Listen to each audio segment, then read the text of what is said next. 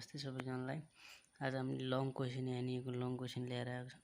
Long question subjective कसरी हल गर्नुपर्छ भन्ने हामी तपाईलाई सिकाउन गइरहेको छौँ। लङ क्वेसन हेर्नुहोस्, सब्जेक्टिभ क्वेसन यदि आजसम्म हाम्रो भिडियो स्टार्ट गर्नुभन्दा पहिला आजसम्म हाम्रो च्यानललाई सब्स्क्राइब गर्नुपर्छ। सब्स्क्राइब गर्नु होला। हामी यस्तै नयाँ भिडियो लिएर आउँछौँ हजुरहरुसम्म। ल हेर्नुहोस् है, आज हामी तपाईलाई लङ क्वेसन विद्युतीय वायरिङ।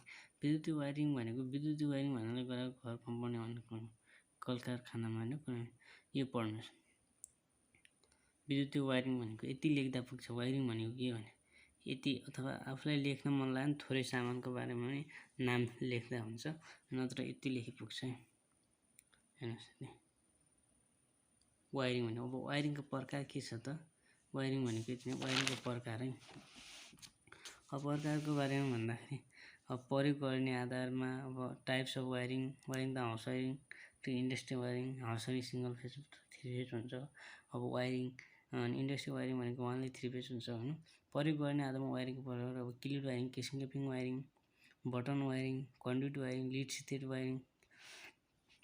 आज हामी ओन्ली क्लिप वायरिङ र दुईटा वायरिङको बारेमा डिस्क्राइब गर्नेछौँ र भोलि हामी अरु सबै वायरिङका प्रकारको सबै बारेमा ल्याउँछौँ। आज हामी क्लिप वायरिङ, यो वायरिङ गर्ने पुरानो विधि र सस्तो किसिमले समयमा को लागि गरिन्छ। यसमा प्रयोग गर्ने सामान पोर्सिलिनबाट बनेको हुन्छ। यो दुई भागमा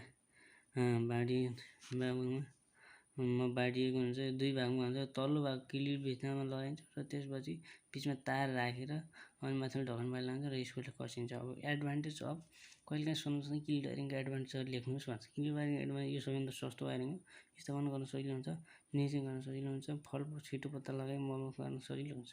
यो वायरिङ अर्धदक्ष जनशक्तिले पनि सजिलै गर्न सकिन्छ। त्यसपछि डिसएडभान्टेजहरू। डिसएडभान्टेजहरू के छन् भने यसको देखावट राम्रो देखिँदैन। यो वायरिङ अस्थायी किसिमले गरिने तरिका हो। यसको आयु कम हुन्छ, मेकानिजम सम्भावना बढिन्छ। क्लिप वायरिङ सिंगल फेज मात्र गरिन्छ, घाम पानी गर्छ, छिटो बिग्रन सक्छ। अनि त्यसपछि केसिङ क्यापिङ वायरिङ छ तपाईको।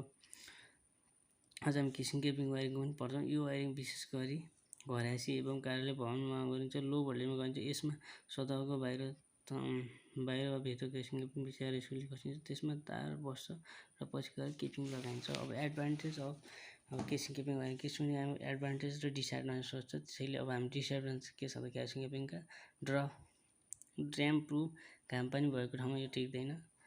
यो वायरिङ परखलाई बाहिर गरिने भएको लुग्रामा थिएन। लाइन सर्टिङ हुँदा छिटो आगलागी हुने सम्भावना हुन्छ। यो वायरिङ अन्डरग्राउन्ड गर्न सक्दैन। एसी उत्पादन गर्ने उद्योगमा प्रयोग गरिन्छ। त्यसपछि यसको एडभान्टेजहरू हेरौँ है। एडभान्टेजहरू तपाईँ छ, फल्ट पत्ता लगाउन सजिलो हुन्छ, सर्टसर्टिङ हुने सम्भावना न्यून हुन्छ। क्लिप वायरिङ बाहेक सस्तो वायरिङ हो, अर्धदक्ष जनशक्तिले पनि सजिलै गर्न सकिन्छ। इन्स्ट्रक्सन इन्स्टल र मेन्टेनेन्स इन्स्टल र मेन्टेनेन्स गर्न सजिलो हुन्छ। यो सजावटको हिसाबले राम्रो देखिन्छ। Thank you. आज यति नै। यदि हजुरहरूलाई मन पर्यो, हाम्रो भिडियो मन पर्यो भने सब्स्क्राइब गरिदिनु होला।